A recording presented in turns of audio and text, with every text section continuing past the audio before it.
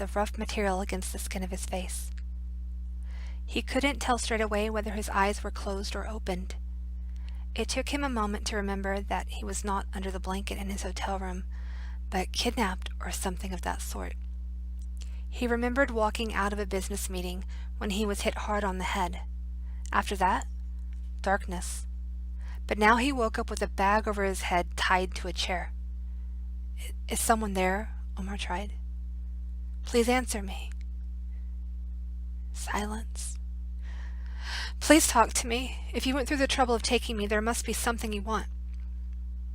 Maybe it was a horrible mistake. He'd been in Saudi Arabia a number of times and always felt safe. Besides, he was not rich enough to draw attention and not important enough to draw interest. Omar Naburi was a successful businessman, one of the young executives for the big trading company in Emirates. He certainly had money, but not enough to be the target for kidnappers. As for the religious or political extremists, why would they be interested in him? He's never been much into politics and was never considered the fanatical type. A good salesman, that's all he was. Nothing more. He tried again. "There must be some kind of a mistake. I'm sure we can work things out if you only talk to me." What if someone robbed me, he thought. Robbed me and left. He tried to free himself, but without any luck. Finally, when he was sure he was alone, a very unpleasant voice spoke to him. "Should I congratulate you or kill you? Are you a puppet or a warrior of God?" Omar felt fear rush to his head, making him dizzy. "That was a mistake, a horrible mistake. I don't know what you're talking about. My name is—" The voice cut him off. "I know your name, Mr. Naburi. In fact, I know a lot about you. Where you live, and your family. 2 daughters, Adiba and Amira, and your beautiful wife, Hessa. You have a good life, Mr. Naburi. A lot to be thankful to Allah for." Omar felt another wave of fear, much stronger this time, mixed with rage. "You have no business with them. If you're man enough, you'll talk only to me. Ask your questions, and I'll answer truthfully." The voice chuckled in approval. "You're a smart man, Mr. Naburi. Don't worry, I have no intention of visiting your home. There are other methods of persuasion. I was just making a conversation." "So what do you want of me?" "To be sure." "Sure of what?" "Of who you are." "You know who I am. You just told me." "There's no way to tell before you've looked into a man's eyes." The bag was pulled off Omar's head, and a sudden bright light blinded him. He heard footsteps closing in, and then some figure sat in front of him. Omar squinted, trying to make out the face, and could not bring his sight to focus. The man sitting in front of him kept quiet. It took some time before Omar could see him. He did not like what he saw. Not one bit. The skin on the man's face was gray, the color of ashes. His eyes cold and emotionless. There was no remorse or anger in them, just cold curiosity, the kind of a scientist looking at a rat. It's the man you can't reason with or bargain with that matter. That was the first thought that popped into Omar's head. Still, he had to try. They might not want to kill him after all. He looked around and saw 3 men standing behind him, motionless, statue-like. "You're making a big mistake. I'm just a businessman, that's all." The man did not respond. "What do I have to do to prove it to you?" Silence. Are you a religious man?" Omar tried a different approach. "I am, and I swear by the name of Allah I'm telling the truth." "You are not a warrior. You are obviously a puppet." It was the owner of the voice that had been speaking to him earlier. "The question is, are you aware your strings are being pulled? Do you know the puppeteer?" He took a long look into Omar's eyes, piercing him through. Finally he broke the stare. "I don't think so." The tone of his voice did not make Omar feel easier. "It doesn't sound like he's going to let me go." "Do you know why you are here, Mr. Naburi?" "I told you I don't. Why is it so hard to believe?" "It is not. In fact, I do believe you. But you are no fool, Mr. Naburi. You must have some idea." "All I know is you made a mistake, and it seems like I'm the one who's going to pay for it." "Unfortunately, you are going to pay for it. But it was not me who made a mistake. So you can't think of anything that might be the reason for your present misfortune?" A sudden flash of memory hit Omar. He remembered that a few days ago one of his business associates introduced him to a factory owner whose name he could not remember. This owner wanted to hire Omar for a short time to make a business deal with an American company. Something about resin production. He didn't think much of it back then because he hadn't considered it a serious proposition. You don't just come up and propose a business deal to a complete stranger. On top of that, he offered Omar ridiculous amounts of money, almost 5 times his annual salary. Thinking back, he realized someone was playing him.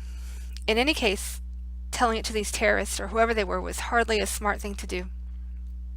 No, I can't think of anything. Now see, the man shook his finger. Your eyes tell me different. They tell me that you've remembered something. This man was hard to fool even for someone like Omar, who was used to hiding the truth and manipulating people. It was one of his job descriptions. You cannot be a good businessman without mastering it. But this man saw right through him. I guess that comes with experience in interrogations. This was an unsettling thought. Okay. All I remember is that I was introduced to some factory owner. I don't remember his name. I've never seen him before. And how do you think it's relevant, Mr. Naburi? I don't know if it's relevant, but it seems strange to me that someone I've never heard of came up to me with a very attractive proposal. I'm not sure if you're aware of this, but it's not how things are done in the business world. It's almost rude, which is why I found it strange. He waited intensely for the man to respond. The man was silent, just looked at him with this cold, snake-like stare. You asked me what I remembered. I told you. Now why don't you let me go? I'm sure you're not the kind who worries about the police. Besides, I don't know who you are. Your description can fit almost 90% of Saudi male population over 50. I'm not even Saudi. I don't think anyone would listen to me. The man was silent, just kept looking into Omar's eyes. You're not going to let me go, are you? It was a rhetorical question. And you don't really care what I've been saying. You've already decided. You're only interested in me as of a sadistic nature. You've been doing it for too long, my friend. You've defeated the whole purpose of interrogation. For you, it's not about retrieving the necessary information anymore, is it? You just like to see people's reaction to different methods of your persuasion technique. The man smiled, and his smile reminded Omar of a cartoon character he saw once.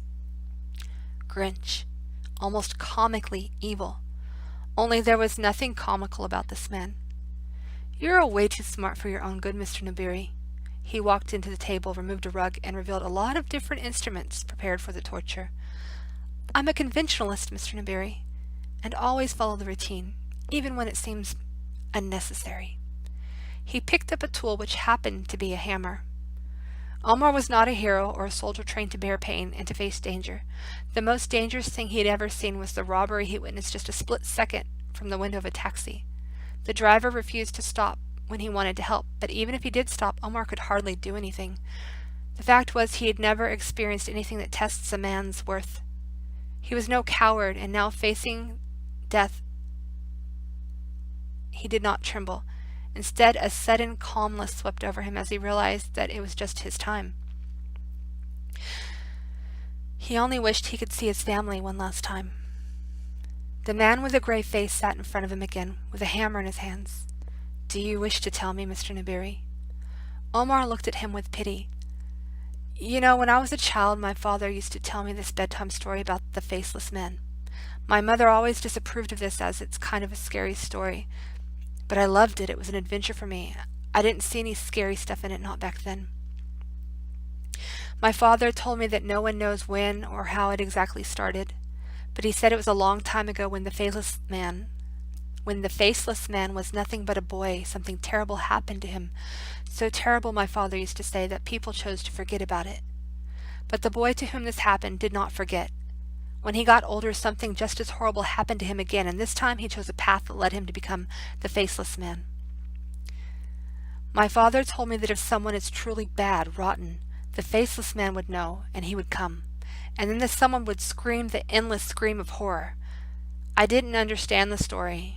I was just a child dreaming of righteous vengeance. I was just a child dreaming of righteous vengeance, of strength and justice. I was innocent. But as I grew older and had my share of sins, it came to me. It is a scary story. After that, I tried to forget it and never spoke of it until today.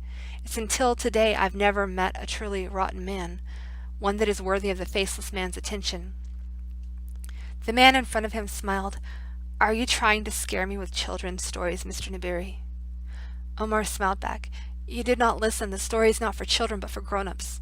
It's a scary story for grown-ups, you see. I believe it was men like you that created the faceless man, and he knows where you are and he comes for you. I don't know whether this story is true or not, but I'm almost relieved that you're going to kill me because that means whether he's real or not is for me to find out. As for you, my friend, well, you will most certainly be the one to know." Omar smiled again and with great satisfaction saw the man's face grow paler and his cold, emotionless eyes fill with concern. Omar looked deeper and saw an unmistakable fear. To his dismay, the man with a gray face realized that Omar read him like an open book. He quickly got up. Omar caught a glimpse of movement behind his back. He took a deep breath and closed his eyes. The man with the gray face made a sign to his man. Al-Hassani woke up screaming, covered in cold sweat. For the last 3 days he'd been dreaming of a dark shape approaching, closer and closer, and he always woke up with a scream, sweating and shivering. This night was no different from any other. He became so afraid that he slept only when he couldn't stay awake any longer. The first incident occurred on that cursed day when this businessman from Emirates told him a bedtime story about some faceless man. He couldn't think of anything else that day. He cursed this Omar again and again. He shouldn't have tortured him like he intended to. He should have tortured him like he intended to see how he would squeal, how he would squirm like a worm on a hook. How much he hated those smug bastards, neatly dressed with good manners and smiles, so civilized. All masks. They're not so different from him. At least he didn't lie to himself. These fools were so sure they're safe inside their bubble of security, when all you need is a little touch to destroy it, to show that was one of the many reasons why he became who he was. There was no greater feeling of satisfaction than to see how an animal fear takes over those two-faced liars when they sense the danger and the masks of civilized men are thrown away. To see how they would do anything to get back to their quiet little lives. To know that it was in his hands to give it to them, and of course, not to. But this Omar, to his surprise, appeared to be of a different breed. And as much as he hated to admit it, he had always been afraid of men like him. Men who could suddenly reveal a surprising strength. It wouldn't have been fun to torture him. In fact, he probably wouldn't be able to because he couldn't understand him. And what are the odds that he would hear such an unpleasant story not from anyone but from Omar Nubiri? It was a bad day, he told himself. Now he had this superstitious fear, this ridiculous fear, this thought, he said for the 1000th time. On the day Omar was killed, Al-Hassani lost his nerve for the first time in his life. He had always witnessed the execution. With Omar, he ran out of the room the second he gave the order, but not before he saw a peaceful look on Omar's face, and that scared him even more. The first night he had the dream, he was able to shut out his fears and convince himself that it was his subconscious mind playing tricks on him. After the second night, he was able to stay positive after all. He had to face the fact that the time he spent with Omar Nubiri was a traumatic experience for him. There was no other way to look at it, and it was only normal that his mind had emotional outbursts in the form of this dream. That wasn't such a convincing argument after 3 nights of the same dream. He couldn't see a psychiatrist, that was out of the question. So he had to find some other way to deal with it. The problem was that he couldn't rationalize his fear. None of the logical explanations gave him any relief. Despite his occupation, Al-Hassani was not a religious man. He never believed in God. All of the stories about good and evil, about heaven and hell, angels, ghosts, boogeymen, hardly ever impressed him. Even as a child, he was too practical to be superstitious. In fact, the word superstitious was not in Al-Hassani's vocabulary. Some might think that it was strange since he was the son of an imam, whereas his father was the main reason for his disbelief. Very early in his childhood, he realized that religion was more of a tool to keep the people at bay than sending God's word. Watching his father, he learned that to use this tool was very important, and he mastered it before he finished school. He always liked the leader in any play. Whatever he says, his mates were listening and obeying. He became an imam at the age of 21. Taking over his father's place, he soon gained more respect than his father could ever have wished for. But after a while, he started to notice that there was not enough room for him to grow in this small town. His ambitions were much higher than having power over a small community. He wanted bigger things. He wanted for the people all over the world to say his name with respect, or even better, with fear. He had a clear plan of how to achieve it. So at the age of 26, he joined a terrorist group known as Brotherhood of Jihad. With his exceptional leadership skills, he quickly moved up in the hierarchy. Those in charge realized that he was too big for them to handle and that he would soon eat them up, but it was too late. Before they had any chance to react, al-Husseini attacked, wiping out the entire chain of command. He knew that his name would not be recognized on its own if he continued to operate within the same organization, so he gathered those loyal to him and created his own organization called the Warriors of Allah. With bright setups, his terror acts shook the whole world, and by the age of 45, he had become known as one of the most dangerous terrorists of the century. During all these years, he had never had any doubts about non-existence of God, the God who could have punished him for his sins. He never felt guilty or any sign of remorse. He considered that a sign of stupidity. Being a true atheist, he lived by the law of the jungle. Strong takes what he needs, and the strongest takes all. This philosophy served him well throughout his life, and since he never saw or heard of anyone being struck by lightning for doing bad things, he assumed God was just a fabrication, maybe the greatest one, but fabrication nonetheless, by those exceptional few who ruled the earth. Omar's bedtime story was about retribution, something that he has always laughed at, only now it was not so funny. Somehow it was all real. He could feel it in his bones. His last hope to get rid of this dream lied in one explanation, that his instincts, something that despite his atheism he believed in, were warning him of a danger coming. Hence, to get rid of the dream, he needed to get rid of the danger. Someone was out there getting closer to him, and he couldn't comprehend it very well. He was not perfect after all. He'd made a mistake and left a trail somewhere. That was inevitable. But the good news was he could fix it. And I will, was the second thought he heard. He heard a knock. His heart dropped. A sudden fear hit him. He almost screamed. But he forced himself to hold it in, knowing that if he did, he wouldn't be able to stop. He heard his nephew call his name. Idiot, he cursed himself. He almost had a heart attack. Stop this childishness and pull yourself together. He called to his nephew. Come in, Saeed. Saeed came in.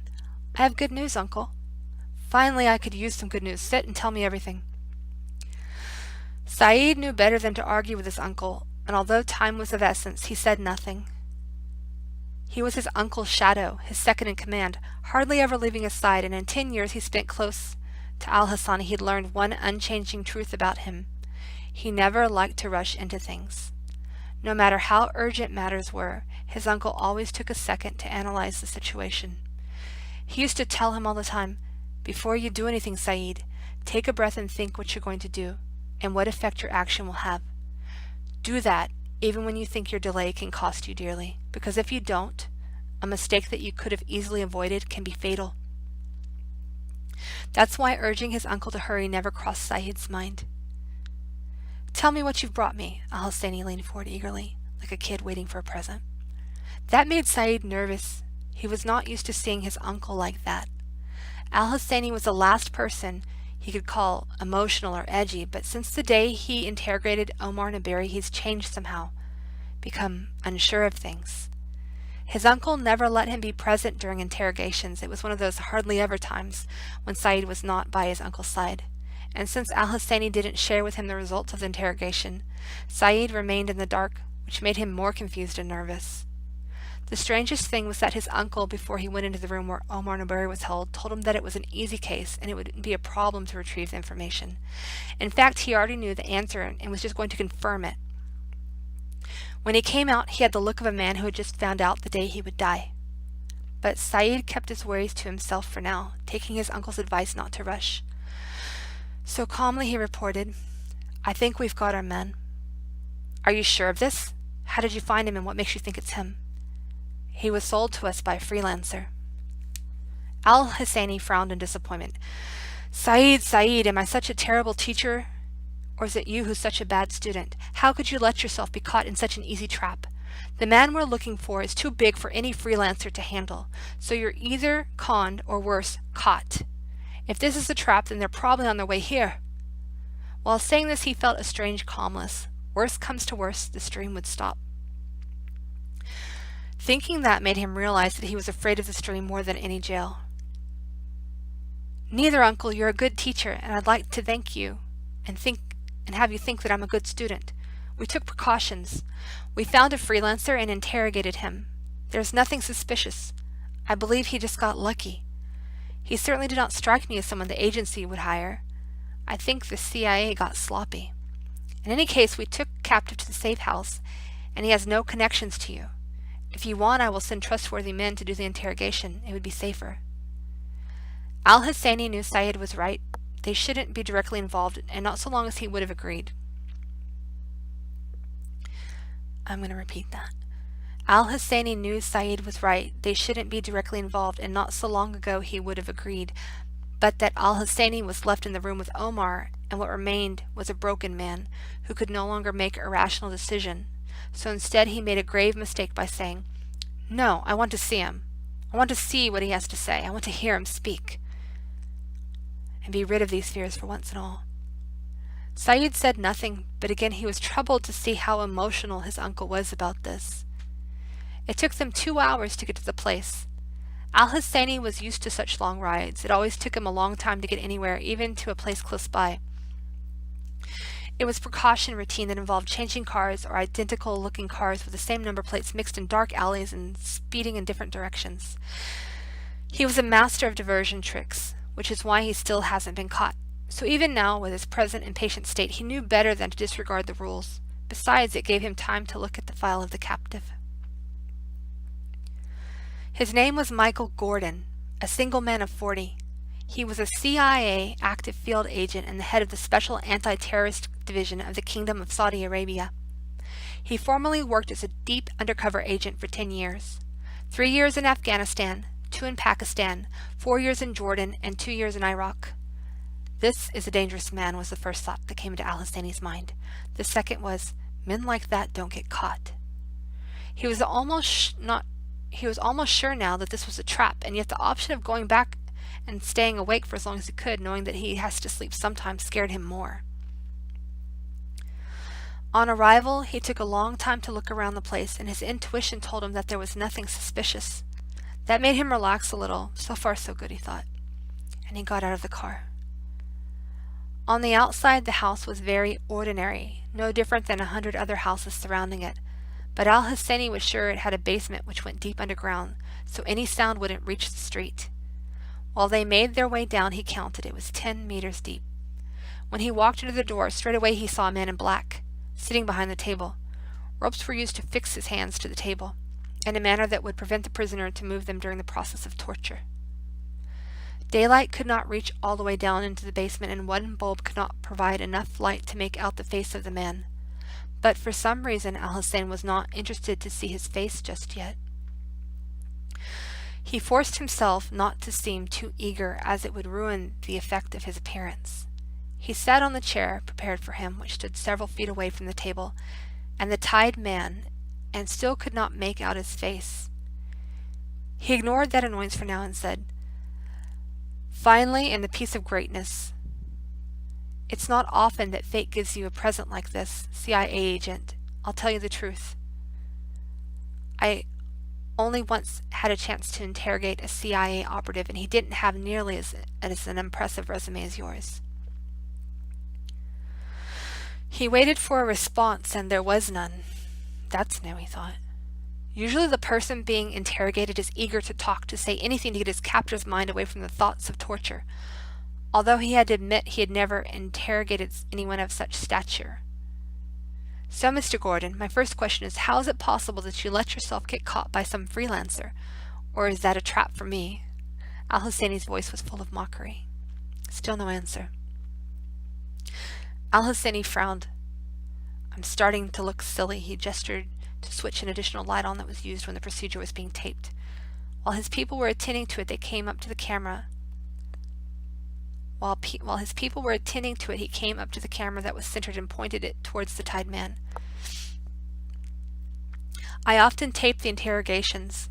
You see, Mr. Gordon, it's useful to watch it a few times because often you can miss something important the first time around. Lamps were finally turned on when Al-Husseini looked up. He had to grind his teeth not to yell in irritation. The face of the man still remained a mystery. Al-Husseini was so angry that he overlooked one oddity about this.